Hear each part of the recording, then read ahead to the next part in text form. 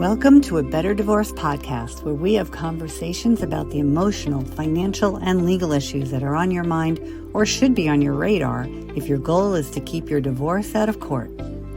I'm collaborative divorce attorney and mediator Andrea Vacca, and I know that how you divorce matters to your long-term well-being. That's why it's my mission to help you have a better divorce with as little acrimony as possible, so that you can create the best life possible on the other side of your marriage. Hello, everyone. I'm so happy to have Mindi Wernick today here on the podcast. Mindi is the founder of Amethyst Wealth Planning, a Psycho Soulful Financial Planning firm that's affiliated with MassMutual. Her firm's mission is to provide clients with creative financial strategies that bring them comfort and clarity and confidence. And she loves working with courageous clients who are ready to create a new financial paradigm in their lives. Mindi, welcome to A Better Divorce podcast. Thank you, Andrea. I'm so happy to be here. Great to have you. So first of all, it was hard to, it didn't roll off my tongue as easily as it has in the past, but a Psycho Soulful Financial Planning firm. Tell us what that is. What does that mean to you? And what are you doing? So first off, it is a mouthful. It took me a while, but the concept is dear to my heart. And I actually coined the term myself. Pun intended.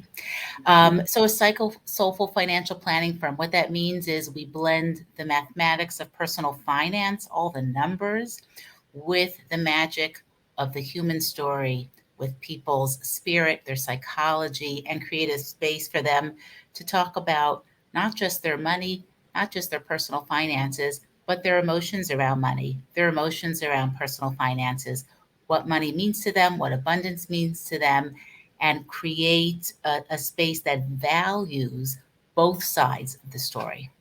Right. Both sides of psychological and soulful, what it means to them and what it is and what's actually.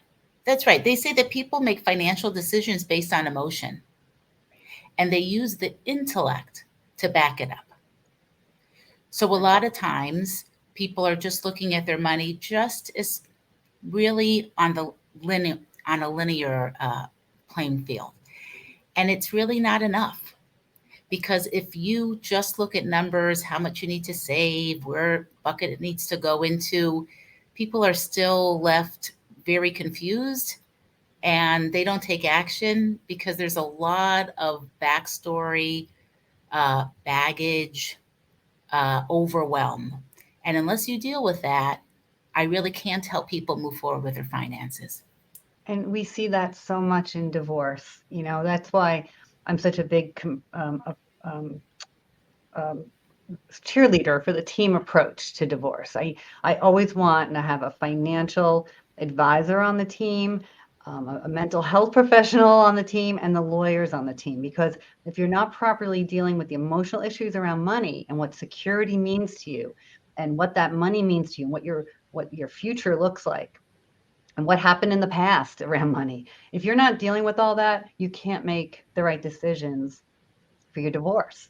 And you're going to make maybe the wrong ones or insufficient ones, and you're not going to be happy on the other side. So we have to bring out the meaning now during the divorce. So if someone's thinking about a Psycho Soulful financial plan, how do you think that could help someone in the divorce process? Of course. So first of all, let's not leave out the numbers and the finance piece of this. Right. How much does your lifestyle cost? I've seen divorce clients walk away from a divorce with very little. They do not understand that the amount of money they have and the amount of alimony they'll get will make a huge difference down the road. So they just really want to get out. They make any decision possible. They come to me and say, this is what I have. And I said, well, why did you negotiate that? And they said, I just wanted to be done with this. And they don't understand the long-term effects of, if you don't have enough money for your lifestyle, what's going to be the plan? Are you going to pull back on lifestyle? Are you going to start working when you haven't worked in 15 or 20 years? What exactly is going to happen here? So the numbers and the financial piece and explaining how money works is super critical here. Also, a lot of times there was power struggles in the relationship around money. Maybe the person that I'm dealing with hasn't yet actually managed their own money.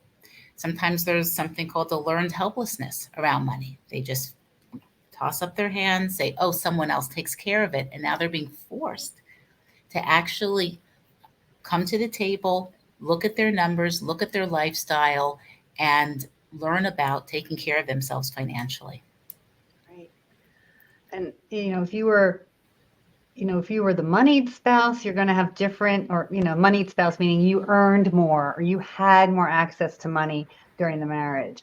We call that the moneyed spouse, or the less moneyed spouse who didn't have as much control or access to money, maybe because they didn't work or didn't work in as high a paid job. Mm-hmm. They're going to have very different emotions around the money. The person who had more of it and loved to see the assets growing is now going to feel like it's been taken away from them. And the one who didn't have any control or didn't really understand what the financial plan was could get very scared and not understand what this money means or what it really can do, not really understand how it could provide for their life.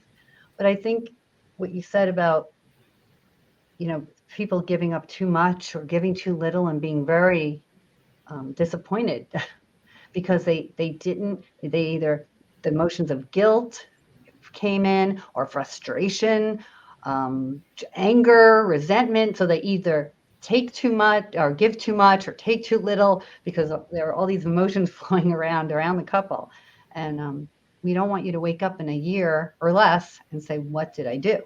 So, or in 10 years or in 20 years, and realizing they really didn't have enough and that the money really didn't provide the lifestyle they want, or a retirement lifestyle that they can actually manage comfortably. Right. So when people are looking at I mentioned that you really love helping people create new financial paradigms in their lives. And there's no better time to do that than at the time of a divorce. Right. So, how would you imagine somebody can view a divorce as an opportunity to reevaluate their relationship with money? So just as divorce is a transition time and you're evaluating relationships with significant others, with partners, it's an opportunity to look at all relationships. And that includes the relationship with money. You can take a look at your own connection with money. You can look at, how did my parents handle finance? Was it a source of stress in my home growing up? Was it spoken about? Was it not spoken about? Were there a lot of arguments around it? It's an opportunity to see, in my relationship, did I recreate my parents with money? Maybe now I can realize maybe that was part of the problem. Maybe the power differential, maybe the money issues was something that was added to the relationship dissolving. Right. And now it's an opportunity to create my life new.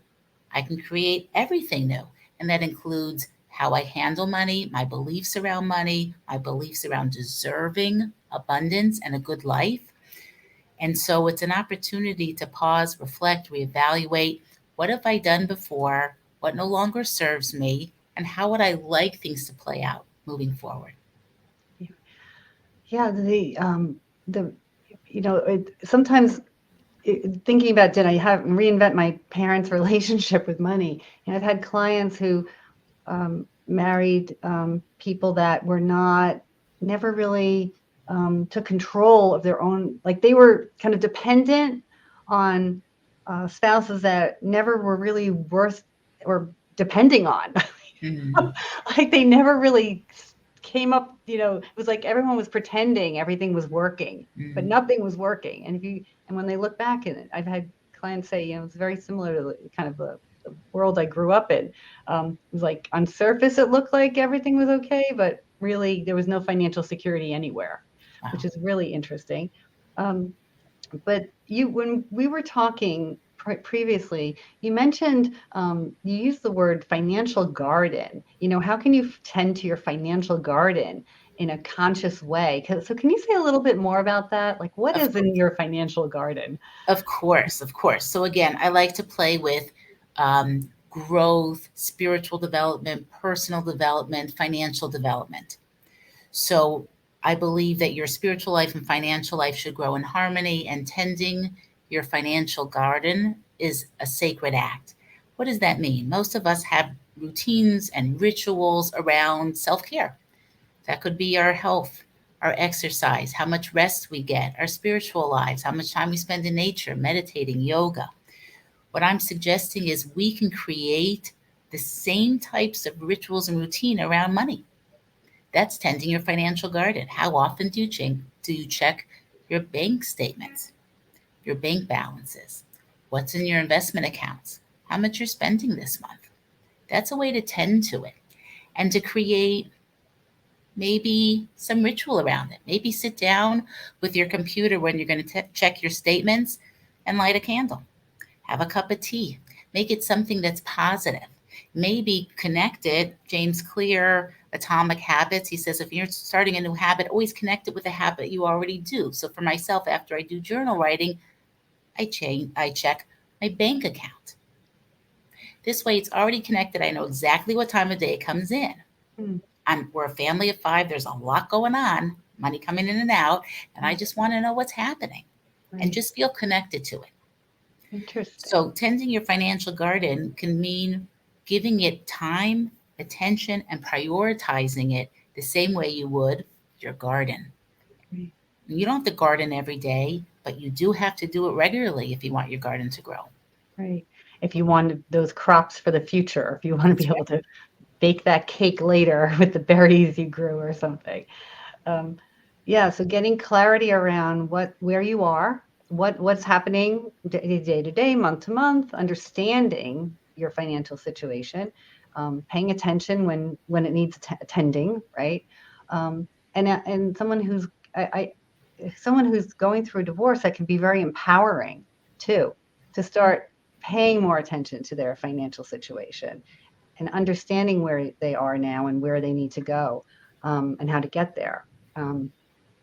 What about someone who, do you ever see people who, after the divorce, now everything's been divided, and now they have more money than they've ever had, and which is a wonderful thing to have, accomplishment, that you've left a marriage and you have, excess money to use and invest. But it could also be hard, I would imagine, if they've never, during the marriage, weren't making decisions around money. So how do you help somebody in that situation? What do you advise them to do? That's a great question. Yeah. First of all, just to acknowledge, I help them acknowledge that it feels overwhelming to be a steward of wealth, right? Because past basic expenses, what else do they want their money to do for them? A lot of times I find that they want to give it away with excess because they're just not comfortable. They're just not comfortable having wealth. They don't think they can make good decisions. They don't think they're going to choose the right advisors. They think they're going to make mistakes. All kinds of self-doubt comes up. So what I recommend is first really letting yourself know you can do this. You can do this. This is something learned. It's just like when I started on the Peloton. I don't even ride a bike, let alone done a spinning class. My partner bought a bike and she says, I was so nervous to get on a Peloton. It doesn't even go anywhere. I was so nervous, right? But I just told myself, you're going to figure out the shoes. You're going to figure out this whole, right? Anything we start new is figure outable. We just have to tell ourselves we can do this. So that's the first thing. Second, just start tracking your expenses for a month, for 2 months, for 3 months. How much does your life cost? What are the fun parts of your life that really add to lifestyle? You don't have to give up everything, but you don't have to live extravagantly either. Really see, what are your fixed expenses monthly? It's going to look different from when you were in a marriage. What does it cost on my own? What does it cost with whatever I need to provide for my children? What are the fixed costs? What are the variable costs? Do I have hobbies? Do I have interests? Do I have vacation? Really wrap your brain around just cost. Then you need to realize, well, this money is not just for today. It's to save, it's to invest, it's for my future, it's for my children's future. I may be taking care of elderly parents or siblings who have special needs. And you can get help. You can find a financial advisor that understands you, your backstory, what you're looking to accomplish, your goals. You could also join investment groups to get more educated on what's out there and just be around people who have a comfort level talking about money.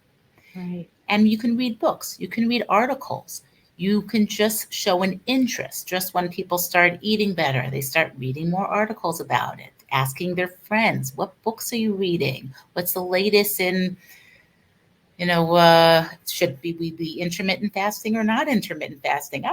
Right? All those things. Just start making it a part of your conversation with friends and with family. Yeah.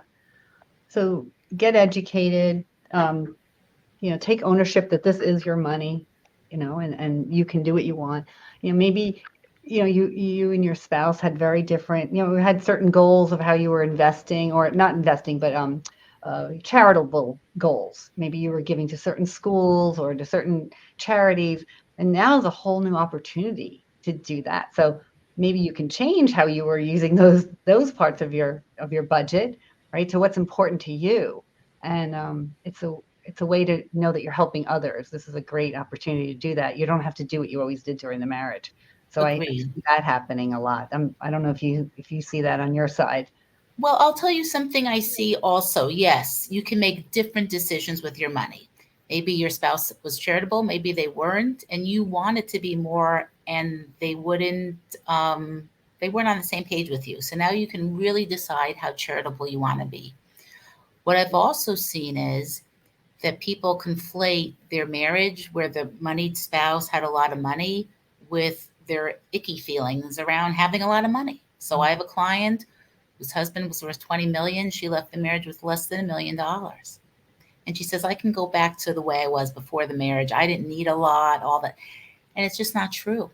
Oh, It's just not true, right? So to also realize that all the drama in the marriage doesn't mean that it was because the other person earned a lot or came into the marriage with a lot. And to really separate those two and see, I can create a new paradigm, new belief system with money, new habits and rituals, and new goals for my money. right. When you're working with clients after divorce, other than seeing what they haven't taken enough or gave away too much, are there any other typical conversations you hear yourself having that come to mind with, recently divorced, that people should be thinking about if they're not yet divorced and they're listening to this, watching this? Well, first of all, a lot of times they think they can just make these huge decisions on their own and they don't understand the impact. They're like, I'm going to buy a new house and a vacation house and they don't realize that this money has to last and needs to be invested. And maybe they can do all those things, but not all at the same time. And you should also know what's actually happening in the market. If it's a downtime in the market,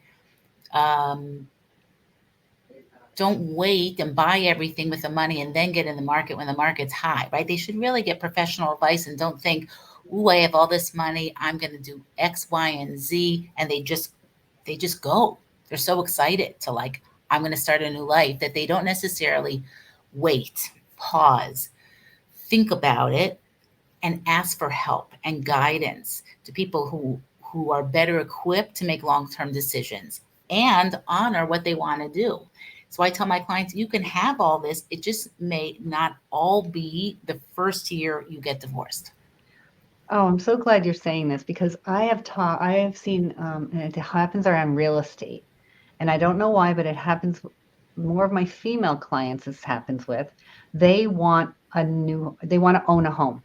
So they've lived in a home that they've owned with their spouse. They feel very attached to really, having a home. They're ready to leave that home, but they right away take an advance of marital assets.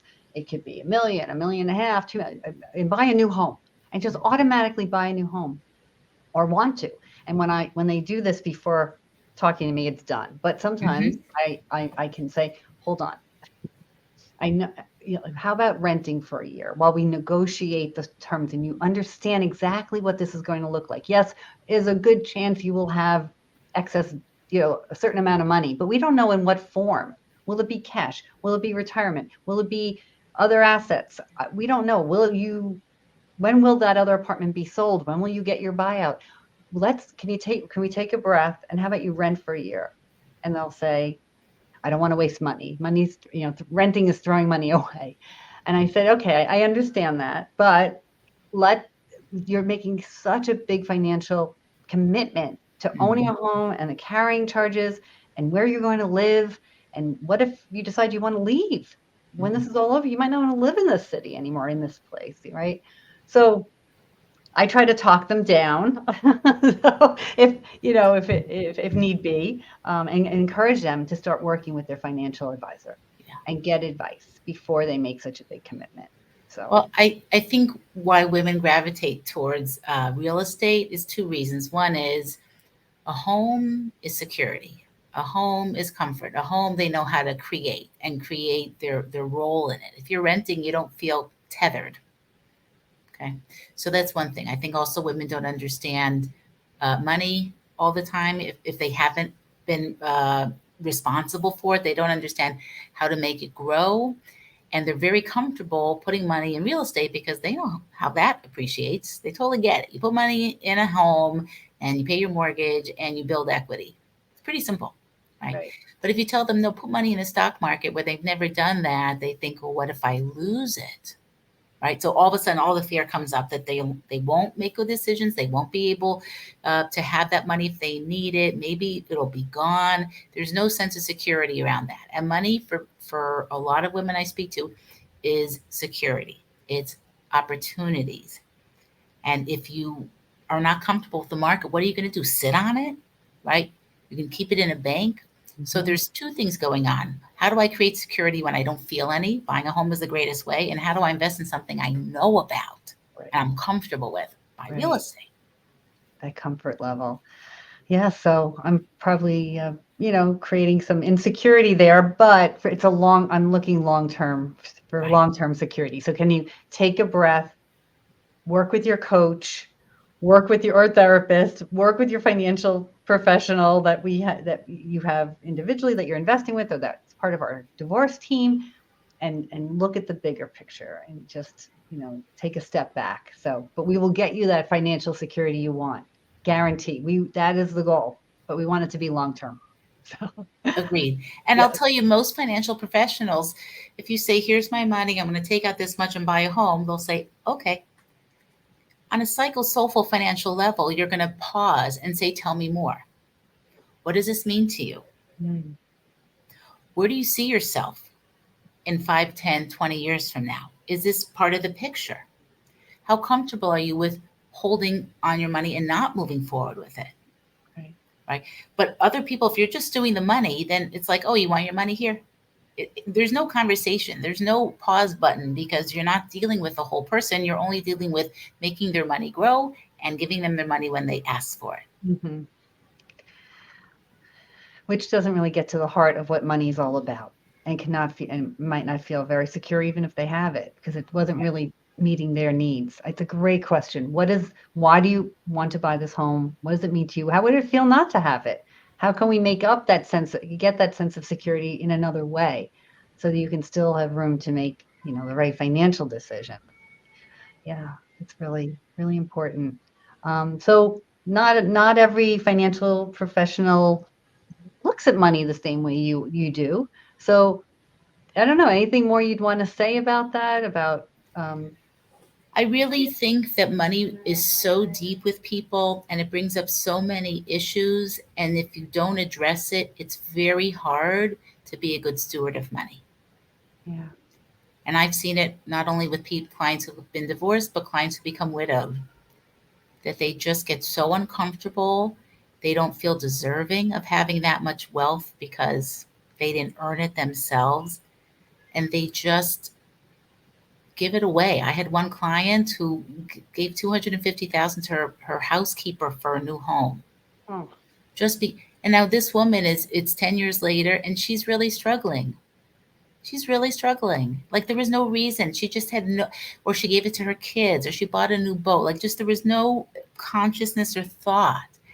And I think it's so important to bring to the table people's what money means to them. I do exercise with my clients called What Does Money Mean to Me? And it's all the positive things and it's all the negative things. And how would they like it to change a year from now? And I do another exercise with my clients on money beliefs. What are your money beliefs? Which money beliefs no longer serve you? Let's create some new money mantras together that you can say, that you can start feeling empowered that you can make good decisions, that you can be a good steward of wealth, that you can trust other people with money, and you can trust other financial people to partner with you and collaborate with you in order to actually build the life that you want. So is there a common mantra that you would recommend, not knowing everyone's situation, but something just coming out of a divorce or in the middle of a divorce process right now? Anything about, I don't know, any mantras you would recommend for Sure. more common Sure. situations? Instead of it being so loaded and feeling that money is finite, money is energy and a renewable resource. So what would be the mantra for that? Money is renewable, is a Money renewable is resource? energy. Money is energy. Money is energy. Yeah. That's it. You don't have to make it good, bad, security, but you will put so much on money. Money is energy. It's the exchange of energy, of value. It's just an exchange. And if Yes. you just say money is energy and a renewable resource, then people don't feel they have to hoard it. They don't feel they have to have all these thoughts and feelings around it, that it could just be something a little bit lighter. And they can also tap into that there's a spirit side of money, that it's energy, it's a flow. Mm-hmm. There's abundance out there. It doesn't mean that they're never going to earn again or that it's going to be lost. Like people keep thinking it's going to be lost. I'm going to spend it away. I'm going to make the wrong decisions. It's energy. It's energy. And that's a way to connect the finance with spirit. Money is energy. Yeah. And it's something very simple, very memorable, and something that people can connect to when they feel overwhelmed by numbers. Right. I love it. Money is energy. Okay. All right. Well, thank you so much, Mindi. So look, as you know, I end every episode with a better divorce tip. And I ask my guest, is one tip that you can offer to help someone have a better divorce? So what would that be? I have two. Sorry. Okay. Can't All remember right. everything. Okay. So one is believe you can do this. Believe in yourself. You can do this. You can learn. You can grow in your financial knowledge, and you can take care of yourself with your personal finances. But first, you just have to believe it. So number one is believe it. And just say you believe it until you actually believe it. Number two, how do we eat the elephant? One bite at a time. Baby steps, small steps will get you there. Okay. So believe in yourself. Believe that you can do this. Money is energy. You can tell yourself that mantra and start slow. I like to eat the elephant one bite at a time. It's a great, I love that one. It's you don't have to know everything right now. Like you said, read a book, listen to a podcast. I don't know if you mentioned podcasts, but there are podcasts out there. There are groups. I hear more and more about investment groups. So get educated and work with your advisors. So thank you so much, Mindi. It was wonderful to have you here. So what's the best way for someone to reach out to you? Sure. So you can go to mindywernick.com, amethystwealth.co. Both of them will get you to my website. Okay. Well, thank you. So thank you, everyone. That's been another episode of a Better Divorce podcast. Thank you for tuning in, and we'll see you on the next episode. You've been tuning in to another episode of a Better Divorce podcast with Andrea Vacca. Thank you for subscribing, leaving your positive comments and reviews, and sharing the show with others. You can watch episodes at vaccalaw.com, YouTube, LinkedIn, and Facebook. And you can listen through Apple Podcasts, Spotify, Google Podcasts, and more. Bye for now, and remember, you can have a better divorce.